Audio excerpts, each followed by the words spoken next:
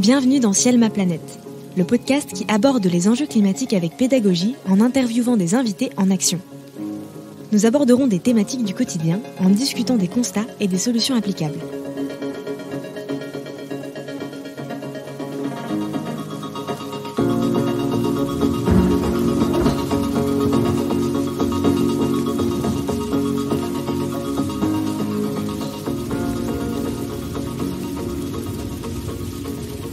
Salut! Aujourd'hui, on va parler alimentation avec Julien Briton et Thomas Moulin, les co-créateurs de la Fresque de l'alimentation, un atelier ludique et collaboratif pour découvrir les enjeux environnementaux, sanitaires et sociaux liés à notre alimentation. C'est parti! Alors, bonjour Julien, bonjour Thomas, et merci d'avoir accepté cette interview. Bonjour. Bonjour Bastien. Notre première question, messieurs, c'est comment va votre planète ? Alors, comment va notre planète ? Elle est un peu chamboulée. Mine de rien, beaucoup de risques et de menaces la concernent, que ce soit sur le rôle qu'elle joue maintenant, les différentes pressions sur le climat, la biodiversité, notre résilience, notre santé, notre pouvoir d'achat, beaucoup de choses qui la concernent et qui risquent de la concerner encore plus. On parle de changement climatique, on parle d'effondrement de la biodiversité. Je pense que ça va être autant de menaces dessus notre planète, donc elle va être impactée et impactante.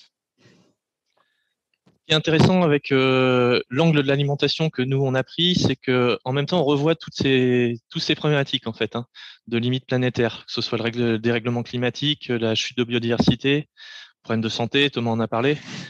Tout ça on le revoit bien à travers l'angle alimentation, et c'est toute la puissance justement de cet angle d'attaque qui recouvre un peu tous ces aspects-là. En tout cas, la planète va pas très bien, ça c'est sûr.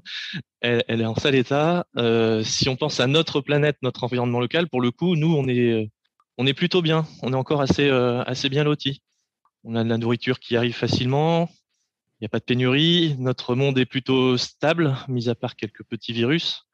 On n'est finalement pas encore trop à plaindre. Si on s'ancre dans le présent et dans le local, finalement ça va plutôt bien. Alors oui, vous faites très bien de le préciser quand on parle de l'usage des sols, des mots-clés comme biodiversité, santé, les émissions de gaz à effet de serre qui amènent le dérèglement climatique, le stress hydrique également, la déforestation, l'élevage, les déchets. Et en fait, le mot commun à tout ça, c'est l'alimentation. C'est pourquoi nous allons en parler dans cet épisode aujourd'hui. L'autre question, c'est que malgré ce constat, comment est-ce que vous allez personnellement justement ? C'est toujours intéressant de savoir comment est-ce que vous avez vécu ces trémous un peu émotionnels. Justement, ça rejoint un peu ce que je disais sur l'aspect local. Finalement, si on se concentre sur nous, sur le présent, s'ancrer dans le présent et dans le local, je trouve qu'on est plutôt bien, et ça permet en même temps de se détacher de tous ces grands problèmes qui nous attendent pour le futur, enfin qui sont déjà là, qui sont déjà présents. Mais être dans l'action aussi, c'est quelque chose qui permet de vraiment avancer sans avoir toutes ces pressions, cette épée de Damoclès au-dessus de la tête, ou en tout cas essayer de l'oublier un petit peu. Donc pour moi, ça va plutôt bien. C'est vraiment l'action, et en particulier par la sensibilisation qui permet de bien avancer. Je partage complètement le retour de Julien, beaucoup de motivation, et ça, parce que c'est un sujet qui touche beaucoup de choses. Mais par moments, à titre personnel, on peut être un peu désemparé, parce que quand on parle d'énergie, quand on parle de transport, quand on parle d'industrie, c'est des choses sur lesquelles on arrive plus ou moins des fois à s'imaginer certains futur où ça pourrait être limité. Par contre, dès qu'on parle d'agriculture et d'alimentation, un futur sans alimentation, ça risque d'être un peu plus compliqué qu'un futur sans transport ou un futur sans énergie fossile, etc. Donc, c'est par moments ultra motivant, mais stressant, parce que c'est sûrement un des axes, un des secteurs sur lequel on pourra le moins faire de concessions, on va dire. Oui, tout à fait. Vous avez on va dire un ordre de grandeur chacun qui quand vous avez créé cette fresque, qui vous a marqué.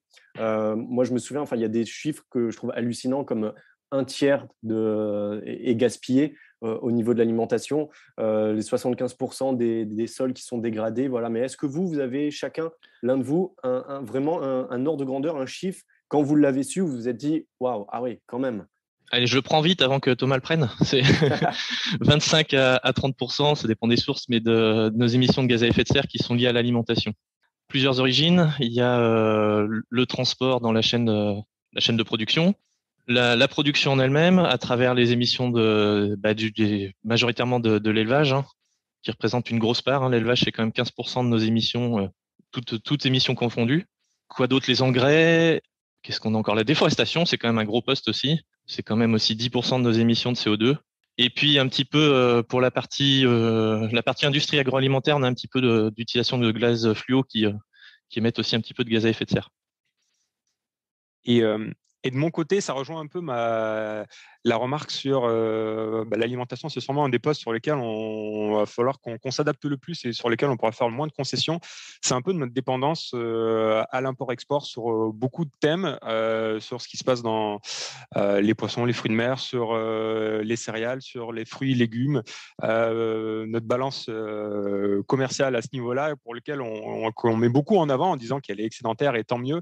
Mais quand on commence à regarder certains postes et que si on enlève les vins et les spiritueux et une bonne partie des céréales, en fait, on n'est pas si serein que ça. Donc, c'est vraiment ce côté de dépendance multifactorielle à l'import, à de la main-d'œuvre, à des engrais, etc., qui, de mon côté, est assez impactant parce que, un peu des fois en contradiction avec ce qu'on voit un peu dans les médias tous les jours. Ouais, je rebondis juste sur la fragilité effectivement de notre système alimentaire qui est très bien mis en avant par les travaux de Stéphane Linou notamment, qui travaille sur ces sujets depuis longtemps et qui est assez inspirant sur son discours sur ces sujets-là. Du coup, s'il y a une question qui marque beaucoup, c'est la proportion de fruits et légumes qu'on importe en France. Au cours de l'atelier, on demande si c'est un quart, un tiers ou la moitié. Et en fait, quand on regarde en frais transformés et consommés à domicile, hors domicile, la moitié des fruits et légumes qu'on consomme en France provient de l'étranger. Alors, c'est intéressant ce chiffre, mais c'est encore plus intéressant de comprendre pourquoi. Qu'est-ce qui fait qu'on importe beaucoup? Pour des questions de production insuffisante, pour des questions de produits exotiques, de saisonnalité, de coûts, de mode de production aussi. Donc, c'est beaucoup de facteurs et en gros aussi des enjeux d'habitude alimentaire. Mais moi, s'il y a un peu en lien avec ce que je disais avant, c'est cette question-là qui me marque le plus. Julien, tu souhaites compléter? Non, moi je vous propose de venir participer à l'atelier parce qu'on va pas tout spoiler toutes les questions. C'est vrai. Venez participer et vous aurez plein de questions super pertinentes sur l'alimentation. Du coup, ça va nous amener à... Oui, bien joué. Ça va nous amener à la partie de contexte où c'est vrai que le mot-clé que vous avez cité, c'est vraiment le mot action. Donc, qui vont nous permettre de surmonter ces remous parfois que l'on peut avoir, ces remous émotionnels par rapport au constat qui est relativement alarmant. Et donc, la question, ça va être comment est-ce que vous agissez aujourd'hui dans votre quotidien? Ouais, ça recouvre forcément tous les aspects de la vie, la façon dont il faut essayer d'agir pour s'améliorer sur toutes ces thématiques-là. Sur le logement, déjà là, je suis en doudoune chez moi, donc c'est un premier point sur lequel on peut agir pour baisser un petit peu le chauffage. Niveau du transport, j'essaye de prendre au maximum le vélo et le train. C'est vraiment les trucs assez classiques. Pas d'avion depuis pas mal d'années. La voiture, je la prends, mais très peu, le plus raisonnablement possible.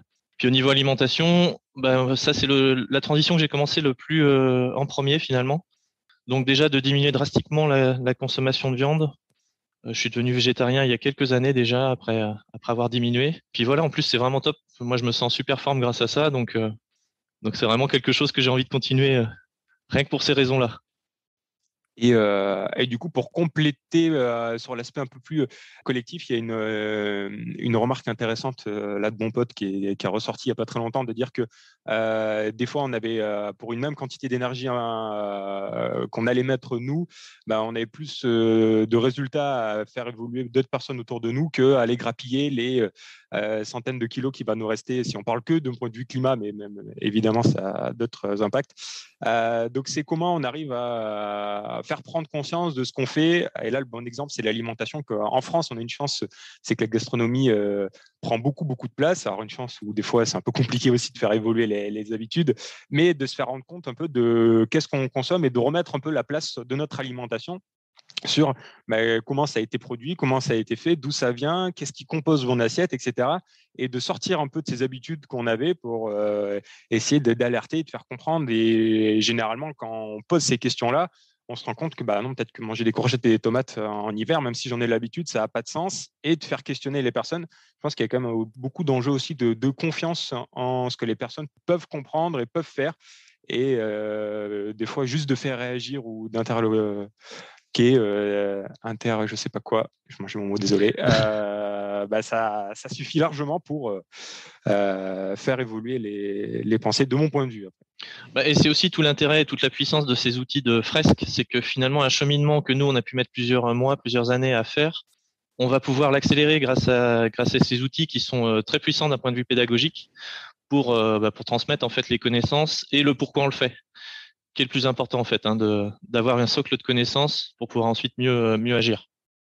Oui, tout à fait. Alors justement, vous êtes les créateurs de la fresque de l'alimentation. Est-ce que vous pouvez nous en dire plus sur cet atelier, le pourquoi, enfin la raison d'être, je pense qu'on l'a un peu. Comment est-ce que ça fonctionne? Pour qui peut y participer finalement? Est-ce que c'est vraiment pour tout le monde ou est-ce que c'est vraiment pour des acteurs du milieu de l'alimentation, j'ai envie de dire, au niveau des entreprises, des collectivités? Est-ce que monsieur et madame tout le monde peut y participer? Est-ce que vous pouvez nous en dire un peu plus sur cette association et cet atelier? Oui, l'atelier il fonctionne sur la même pédagogie que la fresque du climat, donc qui a été créée fin 2018, enfin en tout cas officialisée en association fin 2018. La pédagogie elle fonctionne super bien. C'est ce qu'on voit quand on anime des fresques du climat. On arrive à transmettre des messages rapidement et efficacement. C'est ce qu'on disait avant. Et du coup, la fresque de l'alimentation, elle s'est totalement inspirée de cette pédagogie-là, mais en mettant un angle particulier sur l'alimentation. Depuis le début du projet, l'idée c'est que cette fresque-là soit vraiment très très grand public, qu'elle soit ouverte à tout le monde. Tout le monde mange, c'est un constat implacable. Donc partant de là, on s'est dit il faut vraiment que tout le monde puisse avoir accès à ces informations-là pour pouvoir engager une transition alimentaire.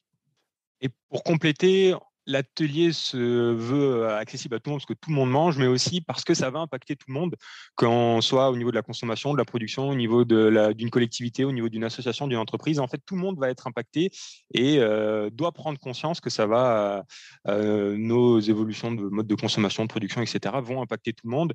Qu'on consomme de la viande 5 fois par jour ou qu'on soit végétalien, qu'on soit agriculteur, agricultrice en conventionnel ou en bio, ça va nous impacter. Qu'on fasse de l'élevage intensif ou extensif, ça va nous impacter. Qu'on soit élu à la restauration collective d'une communauté de communes, ça va nous impacter aussi. En fait, ça va impacter tout le monde et ça doit impacter tout le monde. Donc, il y a un côté aussi inclusif, peu importe le sexe, l'âge, le genre, etc.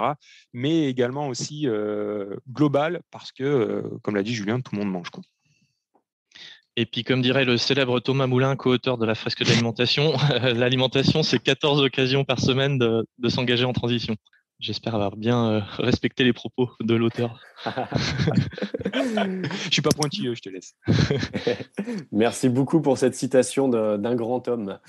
Voilà. Est-ce que vous pouvez nous en dire un peu plus sur votre cheminement personnel, justement? Comment est-ce que vous avez décidé de créer cet atelier de sensibilisation de l'alimentation? Est-ce que vous êtes du milieu, peut-être? Est-ce que vous travaillez dans le milieu alimentaire? Ou est-ce que c'est quelque chose que vous avez décidé à un moment de prendre en main? Voilà, est-ce que vous pouvez nous en dire plus un petit peu sur votre parcours? Alors, moi, j'ai pas du tout de background là-dessus. J'ai pas un parcours dans l'alimentation. Mais je suis parti du fait que je m'intéressais à fond à ces sujets-là, en particulier environnementaux et liés à l'alimentation, et que je voyais bien qu'en fait, pas mal de gens n'avaient pas du tout ce socle de connaissances. Donc très humblement, je me suis dit, je vais transmettre les connaissances que j'ai sur ces sujets-là. Et puis les connaissances, finalement, nous, on les a juste reprises dans tous les rapports qui existent, les grands rapports de la FAO, de l'ADEME, le GIEC, enfin voilà, plein de rapports ultra fiables. Et finalement, on est juste des passeurs de messages. On a juste un petit peu mâché le travail pour pouvoir passer les informations importantes sur ces sujets-là. Merci beaucoup. Et Thomas, est-ce que tu souhaites compléter quelque chose, tu vois, de ton cheminement personnel vis-à-vis de l'alimentation? En fait, je suis rentré, et ça, j'insiste beaucoup des fois dans les ateliers, etc., par la fresque du climat. Donc, il faut le rendre à la fresque du climat ce qui lui appartient. C'est grâce à elle que, à titre personnel, j'en suis là, dans mon cheminement perso, pro, etc. Donc, c'est quand même un grand merci à l'association et c'est qui a permis, et tant mieux, de développer plein d'ateliers qu'on met en avant aussi au sein de la fresque, parce qu'on va parler de la fresque de biodiversité, la fresque océane, des déchets, la fresque agri-alim. Enfin, voilà, on essaye de mettre en avant un peu les autres fresques. Et à titre plus personnel, j'étais pas mal intéressé par les enjeux de transport, industrie, etc. Et je me suis rendu compte que j'affrontais beaucoup de freins au changement parce que quand on veut remettre en question l'usage de la voiture ou de l'avion, par exemple, c'était compliqué et on pouvait en être dépendant, alors que l'avantage de l'alimentation, c'est que au cours d'un repas, au cours d'une semaine, je peux tester facilement, innover et essayer de me tourner vers quelque chose qui a plus de sens, beaucoup plus facilement. Je trouvais que c'était un bon moyen pour remettre en question beaucoup de choses. Donc voilà, ça pouvait être l'occasion de partager aussi énormément, parce que si j'invite des amis à manger un repas qui a été local, ou un repas végétalien, ou un repas de saison, ou zéro déchet, etc., ça permettait aussi de faire passer des messages. Et là aussi, grand rapport avec la place qu'a notre alimentation, surtout en France. Donc c'est un super levier d'action pour aussi actionner beaucoup d'autres choses derrière. Yes, exact. D'ailleurs, Thomas, je m'excuse si c'est le cas, mais il me semble que j'ai oublié de te demander comment est-ce que tu agis aujourd'hui. Est-ce que tu parlais justement du professionnel? Est-ce que tu as switché de métier? Comment est-ce que ça s'est passé? Et qu'est-ce que tu fais en fait aujourd'hui en plus de la fresque de l'alimentation? Alors, je suis indépendant depuis 1 an. J'ai fêté mes 1 an là, début février. J'ai quitté mon ancien emploi dans le transport frigorifique, une grosse entreprise avec 2 ronds bleus, qui sera sûrement beaucoup impactée par une alimentation plus durable. Mais ça, j'essaie de les convaincre un peu petit à petit, que ce soit l'entreprise en elle-même ou même mes anciens collègues. Ce que je fais, c'est beaucoup de fresques, de la fresque au sens très large, que ce soit de l'alimentation ou du climat, parce que je suis aussi référent dans le Rhône pour la fresque du climat. Donc, ça va être des animations d'ateliers, des formations, de la descente d'informations, de l'accompagnement, de la montée en compétences d'animateurs, d'animatrices. Pour la fresque du climat, ça va être la participation à certains groupes de travail. Fresque de l'alimentation, ça va être de l'accompagnement, de la revue de documents, de la réalisation de documents, pas mal de côté administratif aussi, de la présence sur les réseaux sociaux. Donc, on touche un peu à tout, à beaucoup de choses. C'est super intéressant et motivant. Et au final, quand je refais un peu des fois les bilans de mes semaines, c'est que tout tourne beaucoup autour des fresques, mais il n'y a pas tant d'animation que ça, parce que tout autour prend beaucoup de place, beaucoup de temps, mais tant mieux, parce je touche à beaucoup de choses. Donc, si je devais le définir professionnellement, je dirais que je suis épanoui. Occupé, très occupé, mais épanoui. Merci beaucoup, messieurs, et bravo pour votre engagement sur cette sensibilisation qui est la première étape avant de passer à l'action. Est-ce que vous pouvez nous partager si vous avez eu un moment décisif ou alors une rencontre décisive dans votre parcours, et peut-être aussi nous expliquer comment tous les deux vous êtes rencontrés? Alors pour la première question, un moment décisif, moi je dirais, ça rejoint ce qu'on a dit avant, c'est la première fois que j'ai participé à l'atelier de la fresque du climat. Ça a vraiment été un moment décisif parce que j'avais vraiment en tête tous ces enjeux climatiques qui étaient très présents, hein. Je savais pas trop comment j'allais pouvoir en parler autour de moi et puis auprès du grand public. Et quand j'ai participé, j'ai vraiment eu le déclic en me disant cet outil-là va être génial pour pouvoir passer tous les messages. Donc ça a vraiment été le début immédiat d'une grande aventure, hein. À l'époque, en plus, j'ai eu la chance de participer directement avec Cédric Ringenbach, hein, qui est le créateur de l'atelier. Donc voilà, ça m'a tout de suite mis en selle. Et très rapidement, en plus, j'ai eu envie de créer une fresque sur l'alimentation. Ça, c'est pour le personnel. Pour ce qui est de notre rencontre avec Thomas, j'ai commencé à créer la fresque de l'alimentation pendant le premier confinement, février 2020, si je dis pas de bêtises. Et rapidement, je me suis dit que c'est une aventure que j'avais envie de partager, que j'avais pas envie de continuer ça tout seul pour pas mal de raisons, parce que je le pensais collectif depuis le début et que je trouve que réfléchir seul, c'est pas ce qu'on fait de mieux. Et puis voilà, il se trouve que j'ai rencontré Thomas sur les chemins de la fresque du climat et qu'on s'est bien entendu, que j'ai vu qu'on avait des points communs et surtout une façon de penser qui était assez similaire, en particulier sur l'aspect alimentation, sur la volonté de mettre en avant tous ces aspects-là de manière très ludique, hein. Donc voilà, on s'est vite entendu et après on a continué à travailler ensemble, donc à partir de l'été 2020 ou le printemps 2020. Ouais. Ouais, ça doit être ça à peu près. Ouais, c'était la formation à la fresque des nouveaux récits. On s'est rencontrés où en te présentant, tu avais dit fresque d'alimentation et je crois qu'on s'était appelé une bonne heure et demie dans la foulée, quelque chose comme ça. Après, en rencontre, moi qui m'a beaucoup marqué, je pense c'est Stéphane Linou. J'avais eu la chance de le voir faire son TEDx. C'était à Lyon, donc c'était avant ou juste après le premier confinement, je sais plus trop. Et quelque chose qui m'a beaucoup marqué dans ce qu'il a dit, c'est que le lien alimentation et climat, on en parle depuis des années et ça bouge pas beaucoup. Le lien biodiversité et climat et biodiversité et alimentation, on en parle beaucoup et ça bouge pas tant que ça. par contre, quelque chose qui va nous faire bouger, c'est le lien entre l'alimentation et le fait d'avoir des placards, des rayons ou des champs vides. Et là, moi, c'est vrai que ça m'a beaucoup perturbé parce qu'on a grandi en disant, voilà, on aura toujours à manger dans notre assiette, mais qu'est-ce qui se passe si demain, il n'y a plus de place? Et évidemment que ça met en avant les enjeux d'atténuation, d'adaptation.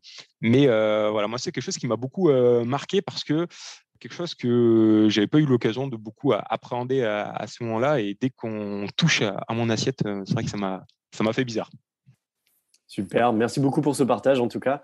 Ça va nous amener petit à petit vers déjà la dernière partie du podcast sur la partie action qui est quand même une partie importante, mais surtout les grandes questions, c'est quelles sont pour vous les 3 actions avec le plus d'impact positif pour votre planète et pourquoi? Est-ce que vous pouvez nous partager, vous personnellement, votre top 3 d'actions les plus impactantes? Alors, top 3, moi je dirais déjà 2 sur lesquels qui ont beaucoup d'importance. La première, et parce qu'à la base, on vient quand même de l'enjeu climat, ça va être toute la partie de végétaliser son alimentation. En fonction de qui on regarde, ça va être des divisions par 2, par 3 de la viande et du poisson. Alors pour des enjeux climat, pour des enjeux biodiversité. Donc je pense que ça, c'est vraiment un bel enjeu, une belle action à entreprendre. Et ça fait le lien avec ma deuxième. À partir du moment où on remet en question notre consommation de viande, on remet en question beaucoup de choses. Au final, on était habitué à avoir une part de viande souvent importante dans notre assiette. Et à partir du moment où on remet en question cette part de viande-là, c'est par quoi on va la remplacer. Et au final, qu'est-ce qu'il y avait autour de cette viande-là?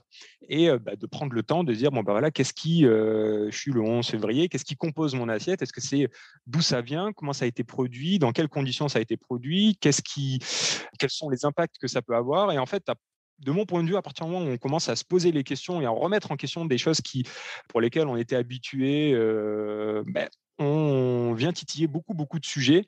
Et c'est une grosse question de remettre en question ce qui compose notre assiette. Touche du doigt à des choses qu'on évoque en piste d'action au sein de la fresque. Est-ce que c'est local? Est-ce que c'est de saison? Dans quel système de production ça a été produit? Quels sont les déchets que ça a pu générer? Quelle est la part de produits d'origine animale là-dedans? Est-ce que c'est moi qui l'ai fait ou c'est un produit ultra transformé? En lien aussi avec les travaux, tout à l'heure on parlait des rencontres décisives. Les conférences d'Anthony Fardet m'ont aussi beaucoup marqué à ce niveau-là. À partir du moment où on remet en question son assiette, je trouve qu'on fait déjà une très grosse partie du chemin. Ouais, je trouve qu'il y a quelque chose qui est assez important et qui est vraiment pas facile à mettre en œuvre. Je suis le premier à avoir beaucoup de mal avec ça, c'est de réussir à ralentir. Notamment, on voit bien que si on veut remettre du sens dans notre assiette, il faut prendre le temps de le faire. Prendre le temps d'aller faire ses courses, prendre le temps de réfléchir à ce qu'on va manger, prendre le temps de cuisiner. Et ça, c'est vraiment pas facile parce qu'on est aspiré dans un quotidien qui va très vite, un monde qui va très vite. Et nous, en parallèle de ça, on est obligé de ralentir pour réussir à faire tout ça. Donc, c'est vraiment un enjeu hyper important et j'ai pas forcément de solution pour y arriver. Mais à mon avis, ça peut être une grande partie de la solution en tout cas. Clairement. Super. Alors du coup, pour rebondir un peu sur ce que tu disais, Julien, de votre point de vue, quel est le plus grand défi pour les années à venir, pour notre société? Il y en a beaucoup.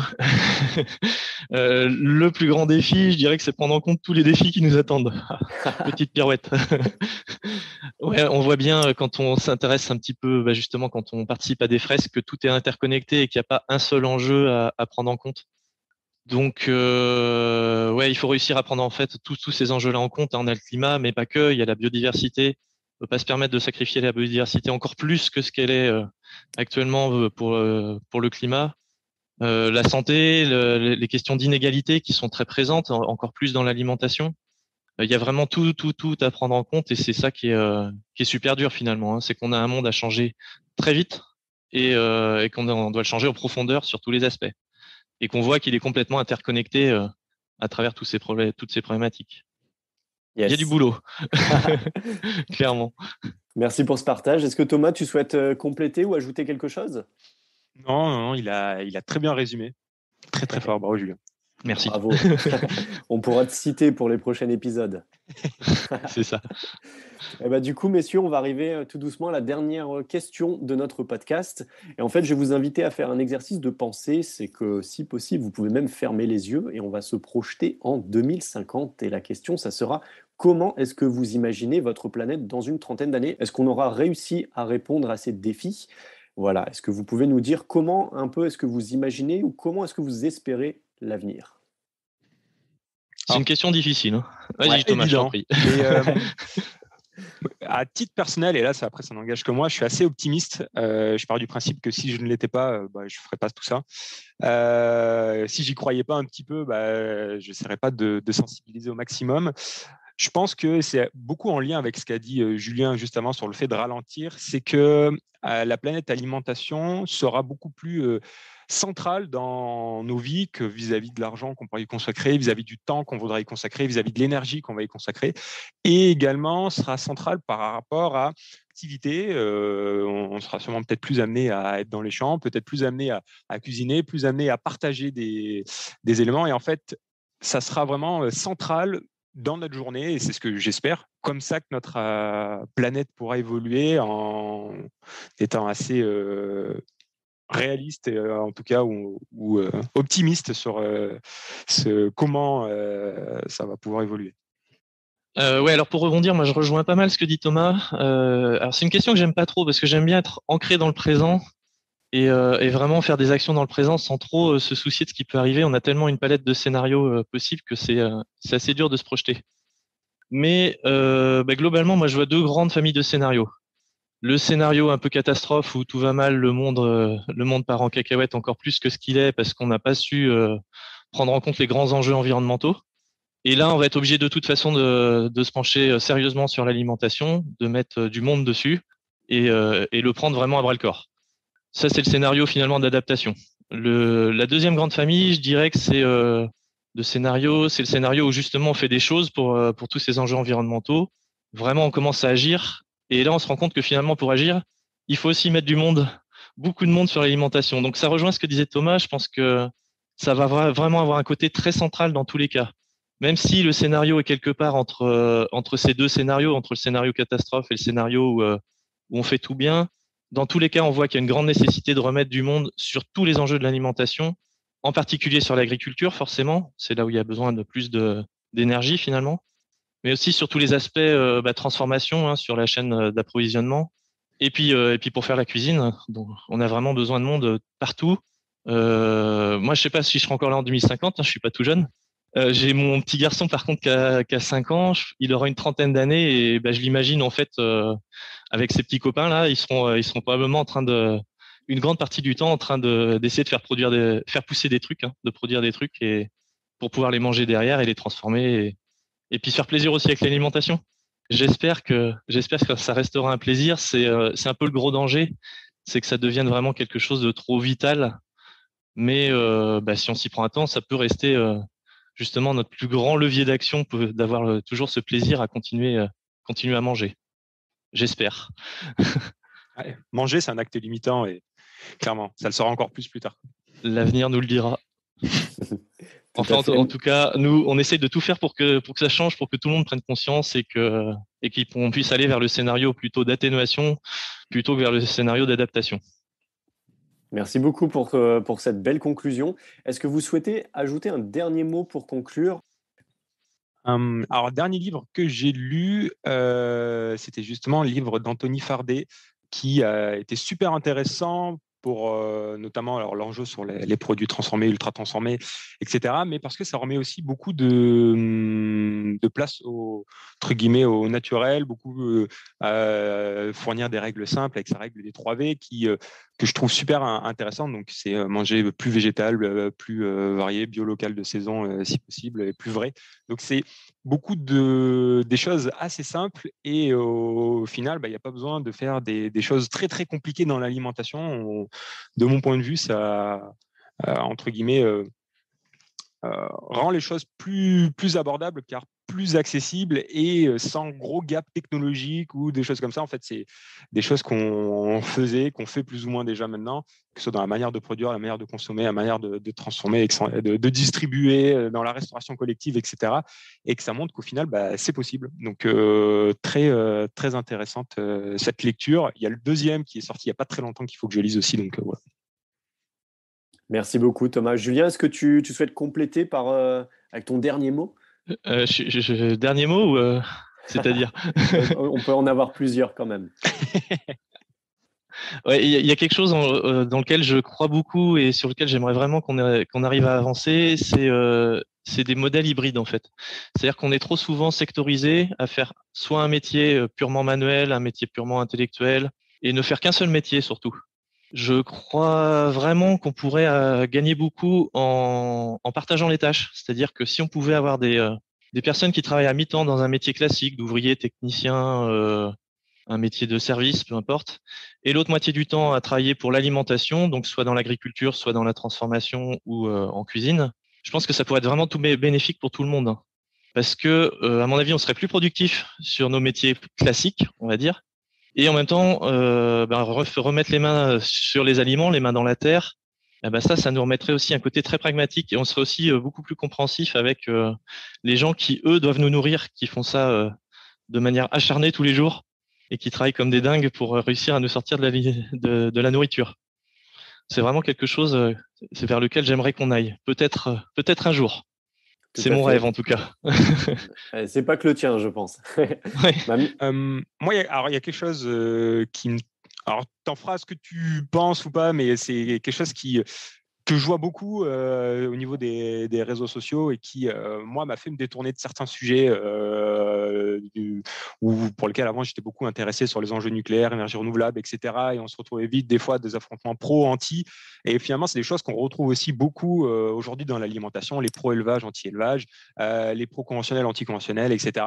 Et qui fatiguent et usent beaucoup parce qu'il y a une peur, je pense, des personnes qui font de l'élevage, des personnes qui font de l'agriculture conventionnelle, des personnes qui travaillent dans l'agro-industrie, peur que tout change trop vite, de perdre leur emploi, d'être dévalorisés aussi aux yeux de la société. Et je pense qu'il y a quand même un sujet très important aussi là-dedans, c'est que ces personnes-là nous nourrissent actuellement, et déjà merci à elles, et que évidemment que les habitudes de consommation doivent évoluer, mais les habitudes de travail de manière générale, sur tous les aspects. Tout à l'heure, Julien parlait de transformation, distribution, etc. C'est vraiment ces enjeux-là qui doivent évoluer.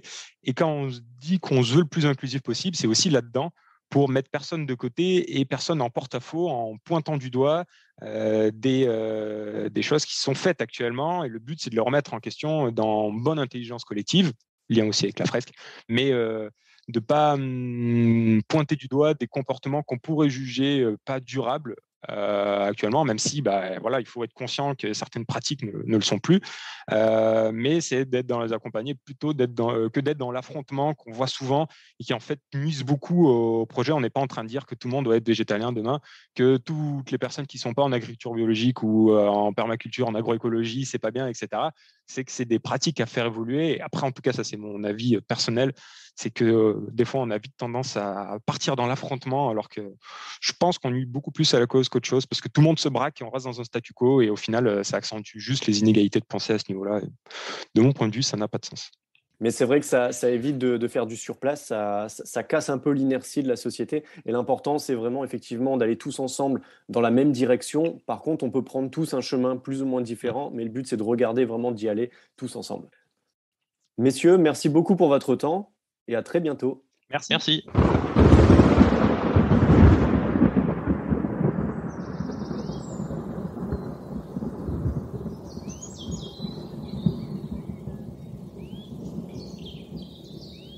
C'était Ciel ma planète. Merci d'avoir écouté l'épisode du jour. Pour soutenir votre planète, nous vous invitons à prendre ce sujet en main, à vous informer pour comprendre, puis agir individuellement et collectivement. On a besoin de vous. À bientôt!